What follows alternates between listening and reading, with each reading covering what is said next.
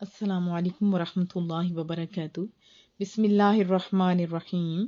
رب اشرح لی صدری ویسر لی امری واحلل عقدۃ من لسانی یفقہوا قولی۔ رب زدنی علما، رب یسر ولا تعسر وتمم بالخیر وبک نستعین، آمین یا رب العالمین۔ میرے ساتھ مل کے درود پاک اپنے کریم آقا پر پڑھیے۔ مولایا صلی وسلم دائما ابدا علی حبیبک خیر الخلق کلہم۔ ہم لوگ سورۃ النحل پڑھ رہے تھے۔ آج انشاءاللہ تعالی ابتدا ہوگی آیت 26 سے۔ اعوذ باللہ من الشیطان الرجیم، بسم اللہ الرحمن الرحیم۔ قد مکرہ، تحقیق مکاری کی۔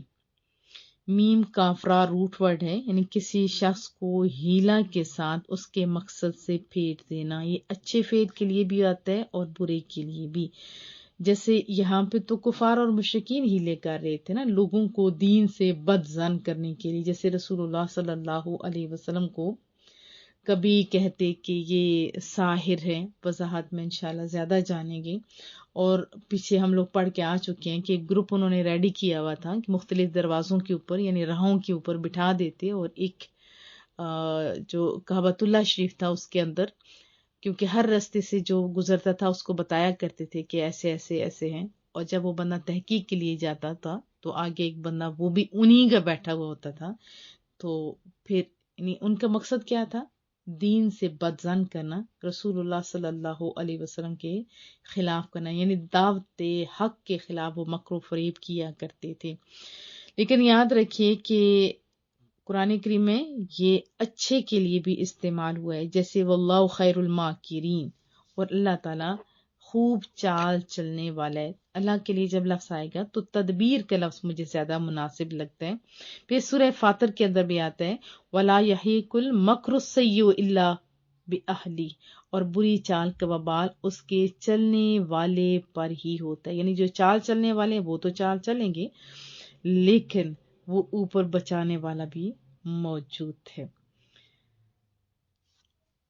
الذین، وہ جو من قبلہم ان سے پہلے، فأت اللہ، پس اللہ تعالیٰ نے اکھیڑ کر رکھ دی، پس کریم رب نے ان کی چالوں کو اکھیڑ کر رکھ دیا، بنیانہم، ان کی عمارت۔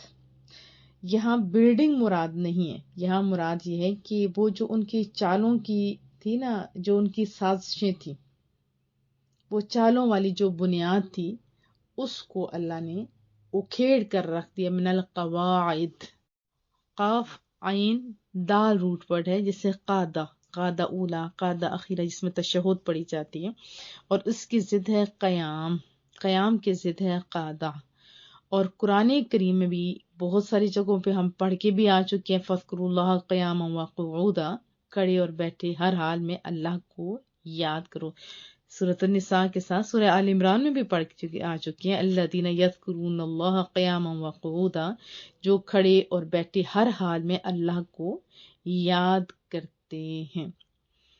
اور مقعد کے معنی قیام کی جگہ ہوتی ہے، اور اس کی جمع مقاعد ہے، جیسے کہ قرآن کریم میں آتا ہے فی مقعد صدق عند ملیک مقتدر، پاک مقام میں ہر طرح کی قدرت رکھنے والے بادشاہ کی بارگاہ میں۔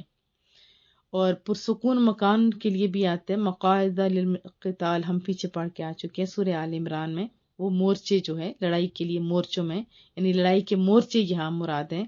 اور جو سستی کے ساتھ بیٹھے رہتے ہیں وہ بھی آیا تھا، قاعدہ یاد ہے ہم لوگوں نے پڑھا تھا لا یستوی القاعدون من المؤمنین غیر اولی الضرر، سورۃ النساء میں، کہ جو مسلمان گھروں میں بیٹھے رہتے ہیں اور لڑنے سے جی چراتے ہیں، یعنی کوئی عذر نہیں رکھتے، تو اس کے بارے میں ہم ایک اور جگہ بھی پڑھ آ چکے تھے وَفَضَّلَ اللَّهُ الْمُجَاهِدِينَ عَلَى الْقَاعِدِينَ أَجْرًا عَظِيمًا، اللہ نے مال اور جان سے جہاد کرنے والوں کو بیٹھنے والوں پر درجے میں فضیلت دی، اور گھات لگانے کے معنوں میں بھی ہم نے پڑھا تھا لَأَقْعُدَنَّ لَهُمْ صِرَاطَكَ الْمُسْتَقِيمَ، اور وہ کیا کہا تھا، شیطان نے بھی کہا تھا، اور جگہ بھی آیا تھا کہ میں بھی سیدھے راستے پر بیٹھوں گا، اِنَّا هَاهُنَا قَاعِدُونَ، پھر یہیں بیٹھے رہیں گے، یعنی بیٹھ کر انتظار کرتے رہیں گے۔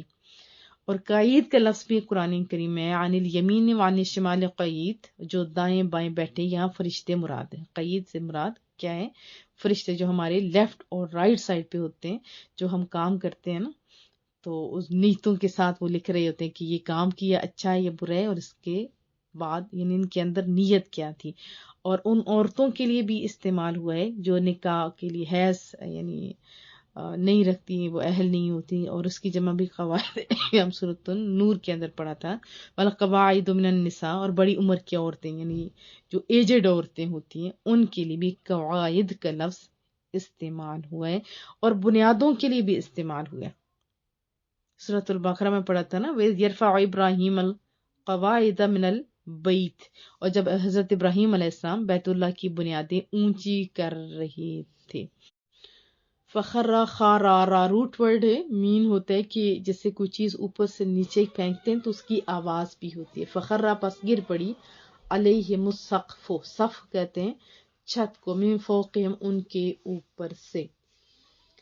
اور دعوت حق کے خلاف مکر و فریب کیا کرتے تھے وہ لوگ جو ان منکرین سے پہلے تھے، یعنی رسول اللہ صلی اللہ علیہ وسلم کے دور اقدس میں وہ منکرین تھے جو رسول اللہ صلی اللہ علیہ وسلم کے خلاف بہت زیادہ وہ حرکات کرتے تھے۔ میں نے جیسے آپ کو بتایا کہ کبھی وہ رسول اللہ صلی اللہ علیہ وسلم کو ساحر کہتے تھے، کبھی شاعر کہتے تھے، اور کبھی مجنون کہتے تھے، یعنی لوگوں کو بہکانے کے لیے وہ طریقے الفاظ جو انہوں نے ایجاد کیے ہوتے۔ تو یہ کوئی نئی بات نہیں ہے، ان سے قبل بھی جو منکرین تھے انہوں نے بھی انبیاء کے ساتھ ایسے ہی کیا، بس اللہ تعالیٰ نے ان کے فریب کی عمارت جڑوں سے اکھاڑ کر رکھ دی، پس ان پر ان کے اوپر سے چھت گر پڑی، وَأَتَاهُمُ الْعَذَابُ، اور ان پر آ گیا عذاب، من حیث لا یشعرون، جہاں سے ان کو گمان بھی نہیں تھے، یعنی ان کو وہم و گمان میں بھی نہیں تھا، ان کو خیال بھی نہیں تھا کہ یہاں سے عذاب آ سکتا ہے۔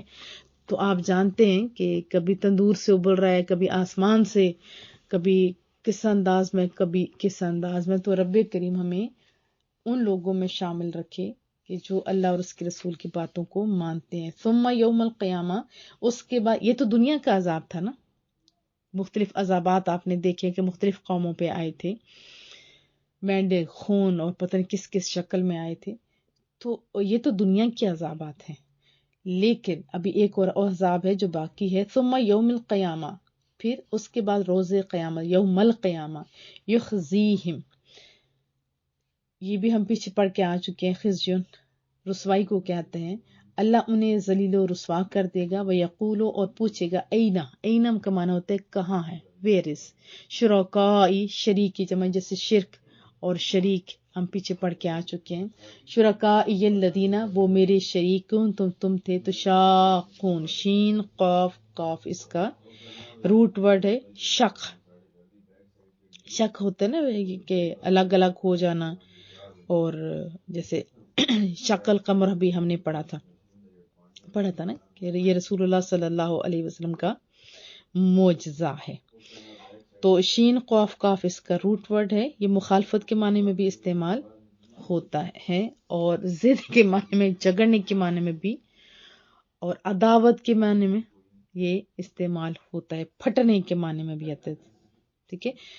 اور قرآن کریم میں بھی بہرہا جگہوں پہ ہم لوگ سورۃ النساء میں پڑھ کے آ چکے ہیں، وَإِنْ خِفْتُمْ شِقَاقَ بَيْنِهُمَا، اگر تم کو معلوم ہو کہ میاں بیوی میں ان بن ہے، فَإِنَّمَا هُمْ فِي شِقَاقٍ، سورۃ البقرہ میں بھی، تو وہ تمہارے مخالف ہیں، وَلَيَجْرِمَنَّكُمْ شِقَاقِي، میری مخالفت تم سے کوئی ایسا کام نہ کرا دے۔ تو یہاں بھی بہت کچھ ہم نے پڑھا تھا، وَإِنَّ الَّذِينَ اخْتَلَفُوا فِي الْكِتَابِ لَفِي شِقَاقٍ بَعِيدٍ، وہ ضد میں آ کر نیکی سے دور ہو گئے، مَن یُشَاقِقِ اللَّهَ وَرَسُولَهُ، اور جو شخص اللہ اور اس کے رسول کی مخالفت کرتے ہیں۔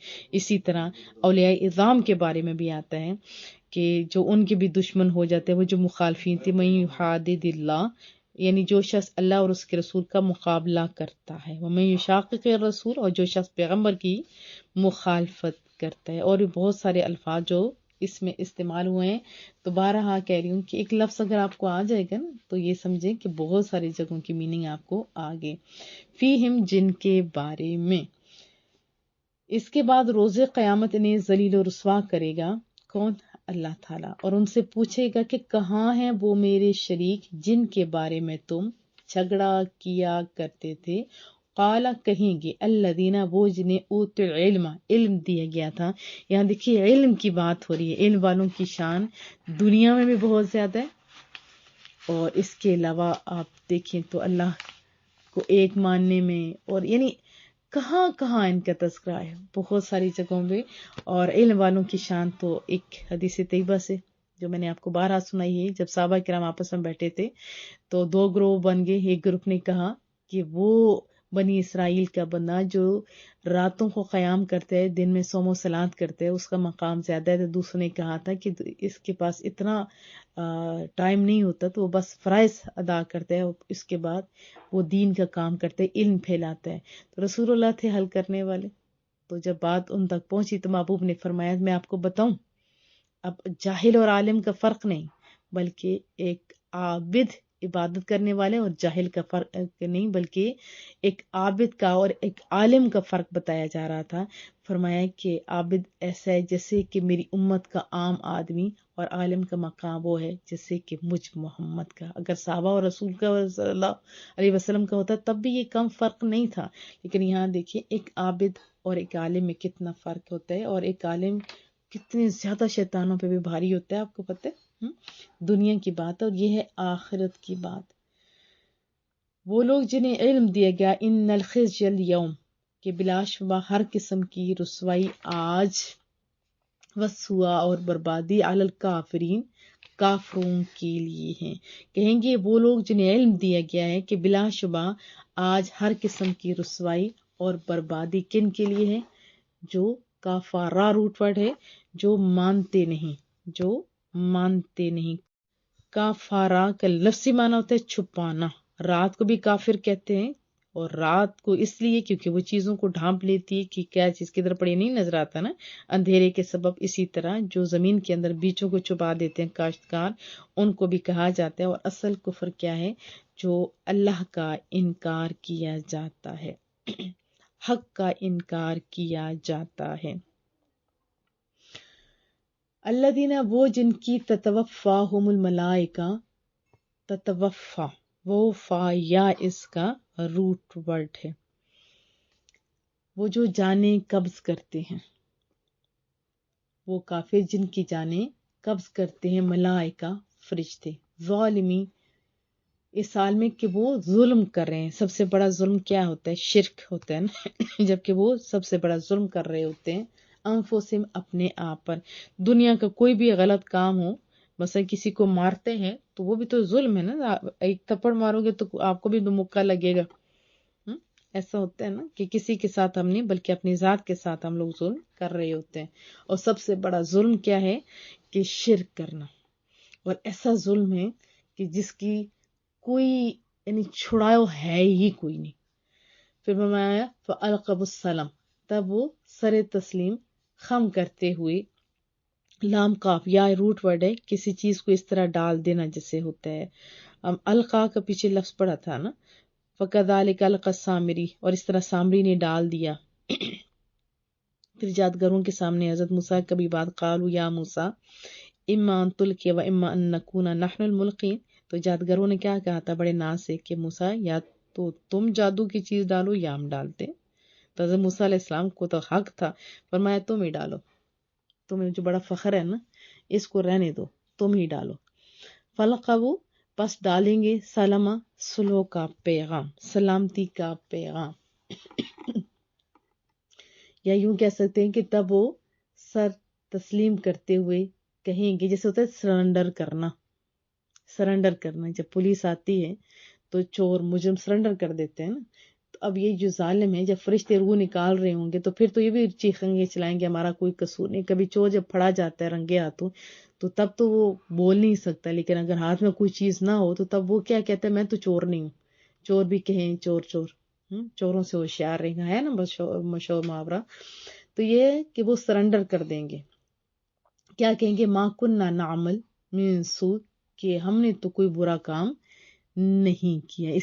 بلا کا لفظ دو معنوں میں استعمال ہوتا ہے. ایک تو پچھلی بات کی نفی ہوتی ہے، کہتے ہیں بلا نہیں، اور دوسرا ہوتا ہے جی ہاں، بلا ہاں. تو یہاں دونوں معنی مراد لیے جا سکتے ہیں.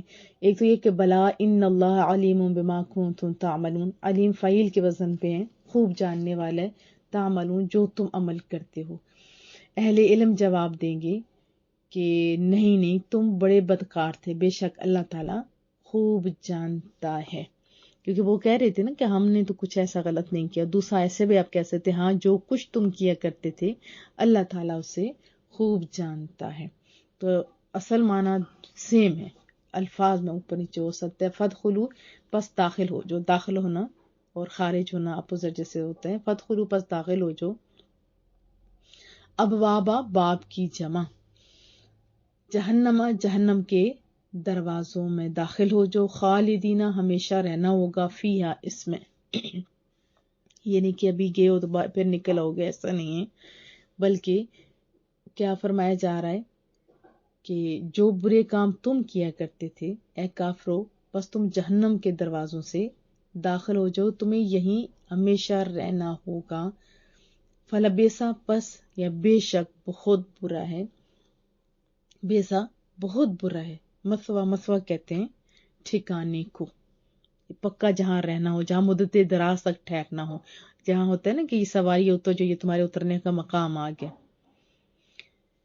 تو فرمایا جا رہا ہے کہ فلبئس مثوى المتکبرین، کہ بے شک برا ٹھکانہ ہے غرور و تکبر کرنے والوں کے لیے، متکبرین کے لیے جنہوں نے مانا نہیں تھا، جو اللہ کے سامنے جھکے نہیں تھے، تو تکبر کرنے والوں کا برا ٹھکانہ ہے کون سا؟ جہنم۔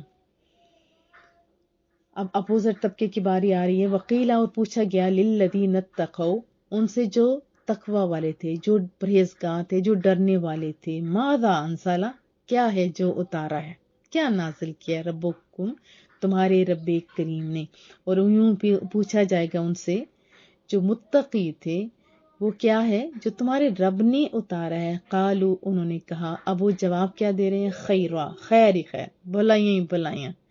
خیر کا لفظ بڑا جامع لفظ ہے، خوبصورت لفظ ہے، وہ خیر مما یجمعون، تو خیر کا لفظ بھلائیوں پہ، ہر قسم کی بھلائی۔ تو فرمایا کہ یوں ہی پوچھا گیا ان سے جو متقی تھے، جیسے پیچھے والوں سے پوچھا گیا تھا کہ یہ کیا نازل کیا، تو انہوں نے کیا کہا تھا، اساطیر الاولین، یہ پہلے قصے کہانی۔ جب کہتے ہیں کہ بس ایسا ہی ہے، بس قصے کہانیاں، تو آپ نے دیکھا ہوگا کہ لوگ پھر توجہ نہیں دیتے، بھئی ایسا عام ہے، اس میں کوئی خاص بات نہیں ہے، ایسے من گھڑت باتیں، تو اس کو پھر حاصل کرنے کی حاجت کیا ہے۔ ان کے نزدیک تو وہ اساطیر تھی، حالانکہ آج کا ٹرینڈ بھی تھوڑا چینج ہے، ابھی بہت سارے ناول جو ہوتے ہیں ہمیں پتہ بھی ہوتا ہے امیجنری ہیں، لیکن پھر بھی کہتے ہیں ہمارے بچے نے تو یہ بھی پڑھا ہوا تھا، ہمارے بچے نے تو وہ بھی پڑھا، ہم نے یہ پڑھا ہے۔ انگلش ناول زیادہ تر امیجنری ہوتی ہے، اسی طرح اردو ناول بھی کون سا حقیقت پر مبنی ہوتے ہیں، لیکن جب علم سیکھنا ہوتا ہے تو وہاں تو ہمیں اتھینٹک چیز چاہیے ہوتی ہے نا۔ اب پچھلے لوگوں نے کہا تھا اساطیر الاولین، اور یہاں کہہ رہے ہیں کہ خیر ہی خیر ہے، اور جنہوں نے خیر کہا ہے انہوں نے پھر خیر پہ عمل بھی کیا تھا، اس لیے تو رضی اللہ عنہم ورضوا عنہ کی سندیں بھی لی تھی صحابہ کرام نے۔ کیوں؟ کیونکہ ان کی زندگی میں قرآن کریم نافذ تھا، چھلکتا ہوا نظر آتا تھا، اور جب تک مسلمانوں نے اس پر عمل کیا تو دنیا میں بڑا نام اور دھاک تھی، وضاحت میں مزید جانیں گی۔ للذین احسنوا ان کے لیے جنہوں نے اچھے کام کیے، فی ہذہ الدنیا حسنہ اس دنیا میں بھی ان کے لیے بھلائیاں ہیں، ولدار الآخرۃ خیر اب دنیا میں خالی نہیں ہے بلکہ ان کو اجر کیا ہے، آخرت کا گھر بھی ان کے لیے بہتر ہے، اب دنیا کے گھر سے تو وہ زیادہ بہتر ہے۔ اور جنہوں نے اساطیر الاولین کہا تھا، وہ جو پہلے لوگوں کے انہوں نے کہا تھا نا کہ من گھڑت قصے ہیں، تو اس کا کیا تھا، لِيَحْمِلُوا أَوْزَارَهُمْ كَامِلَةً يَوْمَ الْقِيَامَةِ وَمِنْ أَوْزَارِ الَّذِينَ يُضِلُّونَهُمْ بِغَيْرِ عِلْمٍ أَلَا سَاءَ مَا يَزِرُونَ، یعنی یہ جو ایسے اساطیر کہہ رہے ہیں نا، وہ اپنا بھی بوجھ اٹھائیں گے کیونکہ خود گمراہ ہیں، پھر قیامت کے دن ان لوگوں کا بھی بوجھ اٹھائیں گے جن کے لیے یہ گمراہی کا سبب بنے تھے۔ اور گمراہ کون ہوئے؟ وہی جو جہالت سے دوسروں کو گمراہ کرنے والے اور جہالت سے ہی گمراہ ہوئے تھے۔ تو فرمایا کہ کتنا ہی برا ٹھکانہ ہے، کون سا ٹھکانہ ہے، وہ جہنم۔ اور یہاں جو انہوں نے خیر کہا تھا پھر خیر پہ عمل کیا تھا، تو دنیا میں بھی حسنہ، اور ولدار الآخرۃ خیر، اور گھر آخرت کا وہ تو بہت بہتر ہے، ولنعم دار المتقین، اور بہت ہی عمدہ ہے، دار کہتے ہیں گھر کو، متقین پرہیزگاروں کا جو گھر ہے، جنت۔ اور بہت ہی عمدہ ہے پرہیزگاروں کا گھر. ان کے لیے کیا ہے؟ جنات ہے، ایک نہیں ہے باغ، بہت ساری جنات ہیں، باغات ہیں، عدن ہمیشہ رہنے کے لیے، یدخلونہا جن میں جنتی لوگ متقین لوگ داخل ہوں گے، تجری من تحتہا الانہار ان کے نیچے نہریں جاری ہوں گی، لہم فیہا ما یشاءون، یشاء ہوتے چاہت، خواہش کرنا، جس کی وہ خواہش کریں گی. ان کے لیے ہمیشہ رہنے کے باغات ہیں یا باغ ہیں جن میں وہ داخل ہوں گے، ان کے نیچے نہریں جاری ہیں، ان کے لیے وہاں ہر وہ چیز ہوگی، جنت میں ہر وہ چیز ہوگی جس کی وہ خواہش کریں گی. ابھی ہم خواہش کرتے ہیں تو پورا ہونے میں ٹائم لگے گا، وہاں ٹائم نہیں لگے گا. جنت کا تصور اب پورا قرآن کریم پڑھے نا، مزہ آ جاتا ہے، دل کرتا ہے آنکھیں بند ہو جائے بندہ جنت میں. رسول اللہ کے احادیث صلی اللہ علیہ وسلم، تو بندے کو بڑی موٹیویشن ملتی ہے، لگتا ہے جیسے ساری چیزیں سامنے سامنے. اے دماغ میں ذرا سوچو نا، کذالک یجزی اللہ المتقین، یوں اللہ بدلہ دیتا ہے اللہ تعالیٰ پرہیزگاروں کو، متقین کو. تو متقین بن کے تو فائدے میں رہو گے یا دوسری چیز بن کے؟ تو متقین بننا ہے. چلو آج اسے پہلے گناہوں کی معافی چاہتے ہیں اور پھر تقوی کا لباس پہن لیتے ہیں. الذین تتوفاہم الملائکہ، وہ جن کی روحیں فرشتے قبض کرتے ہیں. وہ فا یا روٹ ورڈ ہے، موت اور نیند دونوں کے لیے آتا ہے. طیبین، تو یا با روٹ ورڈ ہے طیب، جسے کلمۃ الطیبہ کہا گیا ہے. کلمۃ الطیبہ کشجرۃ طیبہ ہم لوگ پیچھے پڑھ کے آ چکے ہیں سورہ ابراہیم میں بھی. جیسے پہلا کلمہ طیب بولتے ہیں نا، زیادہ تر طیب بولتے ہیں، حالانکہ لفظ ہوتا ہے طیب. پہلا کلمہ طیب، طیب مانا پاک. الذین تتوفاہم الملائکۃ الطیبین، وہ متقی جن کی روحیں فرشتے قبض کرتے ہیں اس حال میں کہ وہ خوش ہوتے ہیں، طیب ہوتے ہیں اس حال میں کہ وہ خوش ہوتے ہیں. ظاہر ہے فرشتے آتے ہیں تو فرشتے بھی بتا دیتے ہیں نا، ہم لوگ وضاحت میں جانے کی اتنی مزے کی باتیں. یقولون سلام علیکم، فرشتے کہتے ہیں نیک بختو تم پر سلامتی ہو. یہ سلام کا لفظ ہی بڑا مزے کا ہے. یہ سلامتی کا لفظ قرآن کریم میں بارہا جگہوں کے اندر یہ لفظ استعمال ہوا ہے، اور ظاہری باطنی ہر قسم کی آفات سے بندہ محفوظ رہتا ہے. اور بے قلب سلیم کا بھی لفظ ہے نا قرآن کریم میں، پاک دل والے. اور پاک دل والے جن کے دل کھوڑ وغیرہ سے پاک ہوتے ہیں وہ پاک دل والے. تو ان کے لیے کیا ہے کہ پھر تو ادھر بھی جنتے ہی جنتے، جنت میں جانا. ولیکن اللہ سلم، لیکن اللہ نے تمہیں اس سے بچا لیا، یعنی سلامت رکھا. اور پھر آتا ہے ادخلوها بالسلام، کیسے؟ آمنی، سورۃ الحجر میں ہم پڑھ کے آ چکے ہیں. ان میں سلامتی اور کیا ہے؟ خاطر جمع ہے، داخل ہو جو. اہبط بسلام منا، ہماری طرف سے سلامتی کے ساتھ اتر جاؤ، عزت کے ساتھ، یعنی جہاں ذلت نہیں ہے. اور قرآن کریم میں آتا ہے لہم دار السلام عند ربہم، ان کے لیے سلامتی کا گھر ہے. واللہ یدعو الی دار السلام، اور اللہ سلامتی کے گھر کی طرف بلاتا ہے. سلامتی کے الفاظ یعنی جاہلانہ گفتگو سے پرہیز کے لیے بھی یہ لفظ استعمال ہوا ہے. وَإِذَا خَاطَبَهُمُ الْجَاهِلُونَ قَالُوا سَلَامًا، جب جاہل لوگ ان سے جاہلانہ گفتگو کرتے ہیں تو کہتے ہیں بس ٹھیک ہے، سلام کہتے ہیں اور سائڈ پہ ہو جاتے ہیں، منہ لگا کے بیٹھ نہیں جاتے. اور ہم ویسے بھی سلام کرتے ہیں، سورۃ النساء میں پڑھا تھا وَإِذَا حُيِّيتُم بِتَحِيَّةٍ فَحَيُّوا بِأَحْسَنَ مِنْهَا، جب تمہیں کوئی دعا دے یا سلام کہے تو جواب میں تم اس سے بہتر دو، یعنی اسے بہتر، جیسے السلام علیکم کہیں تو بہتر کیا ہوگا؟ وعلیکم السلام ورحمۃ اللہ وبرکاتہ. اور جنت کی بات بھی بتاؤں، لا يسمعون فيها لغوا ولا تأثما الا قيلا سلاما سلاما، وہاں کوئی غلط بات نہیں ہوگی، گالی گلوچ نہیں ہوگی، وہاں صرف سلام سلام کی صدائیں ہوں گی. تو چلیں نا جنت کی طرف. بہت خوبصورت جنت کا تصور ہے. یہاں تو پھر لمحہ لمحہ فکریں ہیں نا، وہاں کوئی فکر نہیں ہے. کیا حکم ہوگا؟ ادخل الجنہ، داخل ہو جاؤ جنت میں، بما، ان کے باعث جو کنتم تعملون، تم کیا کرتے تھے، جو عمل تم کرتے تھے. حالانکہ ہمارے اعمال تو اتنے ہیں ہی کوئی، اللہ کے فضل سے ہی ہم لوگ جنت میں جائیں گے، لیکن اللہ اعزاز بخش رہا ہے. کیسے؟ یہ محبوب کا طریقہ بھی ہے، وہ بھی ہم وضاحت میں جانیں گے کہ ہم ایک نیکی کرتے تو بدلے میں 10 100 1000 اور پتہ نہیں کتنی کتنی ریوارڈ میں اللہ تعالیٰ ہمیں دیتا ہے. اور متقی جن کی روحیں فرشتے قبض کرتے ہیں اس حال میں کہ وہ خوش ہوتے ہیں، اس وقت فرشتے انہیں کہتے ہیں اے نیک بختو، تم پر سلامتی ہو، جنت میں ان نیک اعمال کے باعث داخل ہو جاؤ جو تم کیا کرتے تھے۔ حل ینظرون، نہیں یہ منتظر ہیں، الا مگر ان تأتیہم الملائکہ، سوائے اس کے کہ آ جائے ان کے پاس عذاب کے فرشتے، او یأتی امر ربک، یا آ جائے آپ کے رب کا اٹل حکم، کذالک فعل الذین من قبلہم، ان لوگوں نے بھی کیا تھا جو ان کے پیش رو تھے، یعنی ان سے پہلے جو تھے، وما ظلمہم اللہ، اور نہیں زیادتی کی ان پر اللہ تعالیٰ نے، ولیکن کانوا انفسہم یظلمون، بلکہ وہ خود اپنی جانوں پر زیادتی کرتے تھے۔ تو رب فرما رہا ہے کہ یہ مشرک کس کے منتظر ہیں، سوائے اس کے کہ ان کے پاس عذاب کے فرشتے آ جائیں، یا آ جائے آپ کے رب کا اٹل حکم، یعنی وہ بھی عذاب ہے نا، عذاب آ جائے۔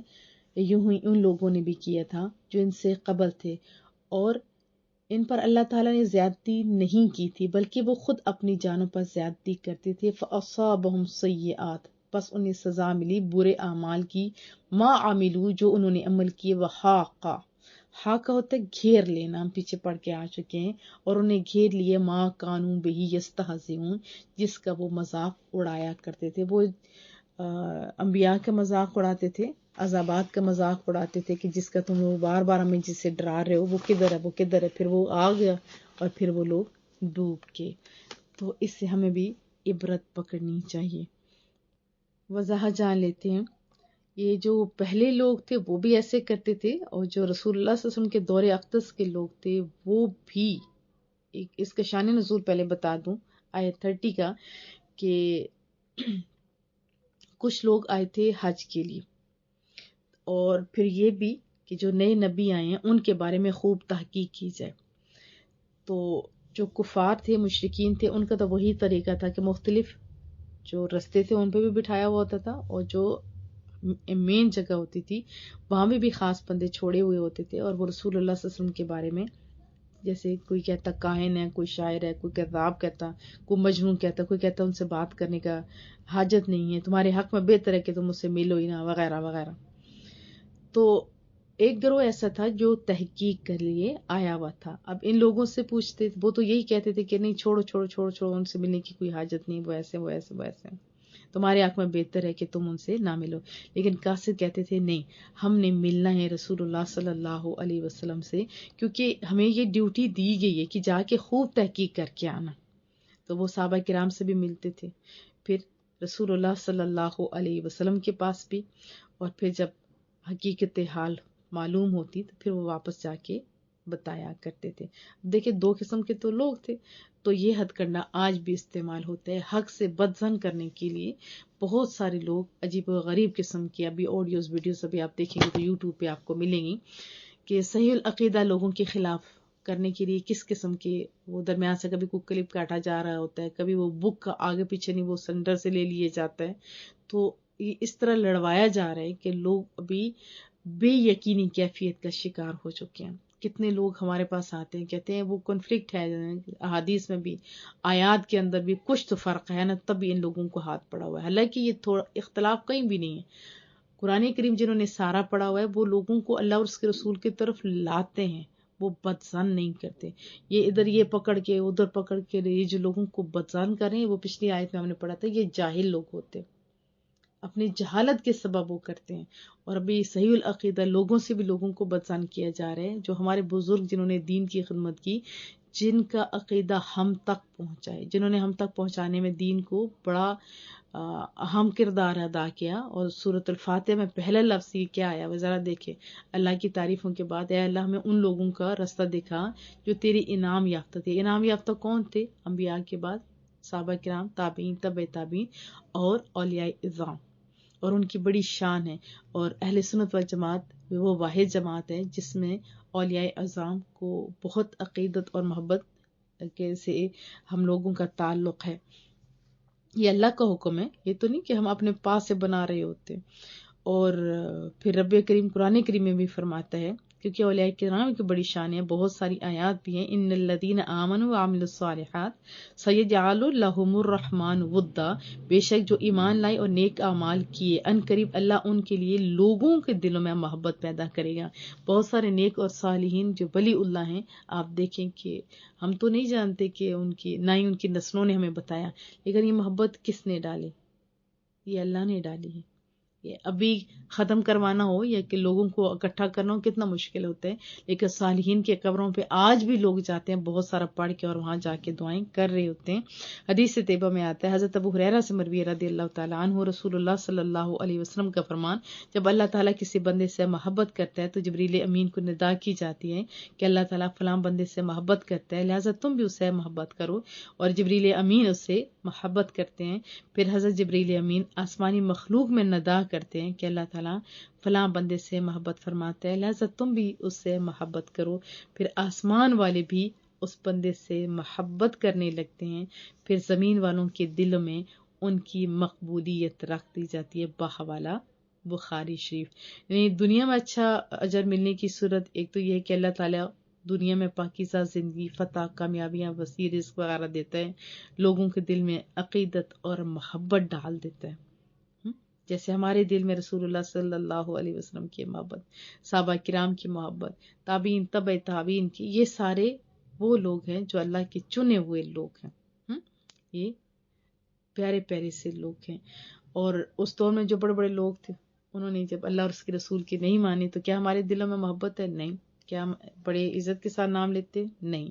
اور پھر ان آیات کے اندر بھی علم والوں کی بات آئی ہے، تو آپ بھی صحیح علم سیکھنے کی کوشش کریں، علم حاصل کریں، اور علم حاصل کرنے کے بعد عمل کی طرف بھی آئیں. پھر یہ بھی یاد رکھیں کہ جیسے چھت گر پڑی، یہ سے کیا مراد ہے کہ انہوں نے جو تدبیریں کی تھی، چالیں چلی تھی، تو پھر اللہ نے کن کو فتح دی. ہمیشہ یاد رکھیں یہ آیت بڑی اہم آیت ہے، بڑی اہم. جو دین کا کام کر رہے ہوتے ہیں 100 رکاوٹیں آتی رہیں، فتح ہمیشہ حق کی ہوتی ہے. حق والوں کا آپ ساتھ دیں، حق سنا کریں، حق پر عمل کرنے کی کوشش کریں، تو کامیابیاں اللہ تعالیٰ مقدر کر دے گا. اور پھر یہ لفظ خیر میں نے آپ کو پڑھایا تھا، جنہوں نے قرآن کریم پڑھا، اس پر عمل کیا، تو دنیا میں کتنی عزت تھی. جتنی ایجادات پہلے ہوئی ہیں تمام کی تمام مسلمانوں کی ہی. فتوحات میں دیکھے تو مسلمانوں کا نام، کنسٹرکشن میں دیکھے تو مسلمانوں کا نام، ہر ایک میں خیر ہی خیر تھی. دنیا میں ان کو بڑی عزتیں ملی تھی، بلکہ مسلمانوں کے ساتھ وہ جو دشمن لوگ تھے وہ بھی بزنس کرتے ہوئے فخر محسوس کرتے تھے. انہیں پتہ ہوتا تھا کہ یہ لوگ کہیں بے ایمانی نہیں کریں گے، کہیں دھوکہ، کہیں کچھ بھی نہیں کریں گے. اور جب حکمرانی کی بات آتی ہے تو وہ لوگ خوشی سے جزیہ دیا کرتے تھے کہ یہ وعدہ خلاف لوگ نہیں ہیں. اور جتنا امن اور سکون مسلمانوں کے دوروں میں تھا اتنا کسی کے دور میں نہیں تھا، اور جتنی عوام خوشحال اور خوبصورت ان کے دور میں تھی اتنا دوسرے جتنی فتوحات دیکھیں نہیں ہوئی. اب فتوحات کی باری ہے تو رسول اللہ صلی اللہ علیہ وسلم جب مکہ فتح کرتے ہیں تو کس انداز میں ہوتا ہے کہ دشمنوں کے ساتھ کیسا سلوک ہوتا ہے. کوئی مقابلہ نہیں ہوتا، کوئی ان کو رسوا نہیں کیا جاتا. ورنہ دوسرے لوگ جب فاتح ہو کے آتے ہیں تو وہاں کے رہنے والوں کو کس طرح رسوا کرتے ہیں. اور رسول اللہ صلی اللہ علیہ وسلم کے ماننے والے بھی جب بھی فتوحات کرتے تھے تو جھکے ہوئے سروں کے ساتھ ضائع کرتے تھے، اور کسی پر کوئی ظلم نہیں کیا جاتا تھا. آج دیکھیں، آج ہم مسلمانوں کے ساتھ کیا کوئی بندہ بزنس کرنا چاہتا ہے، کوئی ڈیل کرنا چاہتا ہے، مسلمان ممالک کے جو حکمران ہیں، پوری دنیا میں مسلمانوں کی دیکھیں کتنی جگہوں پہ حکومت ہے، بڑا نام ہے پوری دنیا کے اندر. آپ دیکھیں، آپ مسلمان کونے خدرے تک پھیلے ہوئے ہیں، لیکن ان کی کوئی عزت نہیں ہے. کیوں؟ کیونکہ ہم نے قرآن کو چھوڑ دیا. اور جنہوں نے قرآن کریم پر عمل کیا تھا دنیا میں عزتیں تھیں، اور پھر جنتوں کی بشارتیں تھیں، اور اللہ کے جو دروازے رحمت کے وہ بند نہیں ہوئے، ابھی بھی کھلے ہوئے ہیں.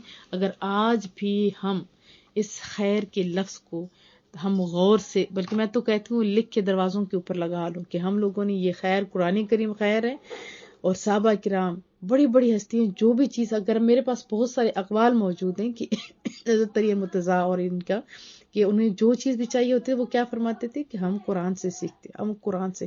سیرت بھی لوگ قرآن سے سیکھتے تھے، رسول اللہ صلی اللہ علیہ وسلم کی سیرت مبارکہ. ہر ایک چیز آپ کو قرآن کریم میں مل جائے گی.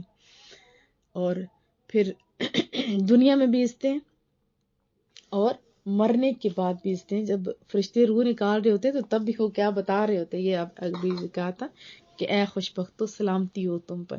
وضاحت کی تو اس میں حاجت ہی کوئی نہیں. فرشتے کیا کہیں گے؟ یہ تو صلہ ہے ان کا جو لوگ اللہ کی مانتے ہیں. آپ بھی مانیں گے؟ انشاءاللہ بولیے. اور بھی اس میں بہت ساری وضاحتوں کی ضرورت تھی، لیکن اتنا ہی بہت. اللہ پاک آپ لوگوں کو دونوں جہانوں کی نعمتوں سے مالا مال کرے. ہاں ایک بات بڑی اہم ہے کہ کفار انبیاء کا بھی مذاق اڑاتے تھے، دین کا بھی مذاق اڑاتے تھے، صحابہ کرام کا بھی مذاق اڑاتے تھے. آج جو مذاق اڑا رہے ہیں انہیں اپنی آخرت کی خیر منانی چاہیے. کیوں؟ کیونکہ بعض اللہ اور اس کے رسول کے ماننے والے بھی عجیب و غریب آڈیوز بنا رہے ہیں، ویڈیوز بنا رہے ہیں، اور کئیوں کو تو پتہ بھی نہیں، اور وہ اپنے ایمان سے ہاتھ دھو بیٹھے ہوئے ہیں. تو ہمیں دین سیکھنا ہوگا. نہ ہی ہمیں حق ہے کہ ہم قرآن کریم کا مذاق اڑائیں، رسول اللہ صلی اللہ علیہ وسلم کا نہ اڑائیں، بلکہ جو اڑا رہے ہوتے ہیں ہمیں ان کے ساتھ بیٹھنا بھی نہیں چاہیے. اسی طرح صحابہ کرام. اور ابھی تو جو شاعر اللہ ہیں ان کا مذاق اڑایا جاتا ہے. 20 تراویح کو میں ایک ویڈیو کسی نے بھیجی کہ یہ دیکھیں کیسے اوپر نیچے وہ ہو رہے ہیں جیسے اللہ معاف کرے کہ انہیں کیا ہوا ہے. اسی طرح نمازوں کا بھی.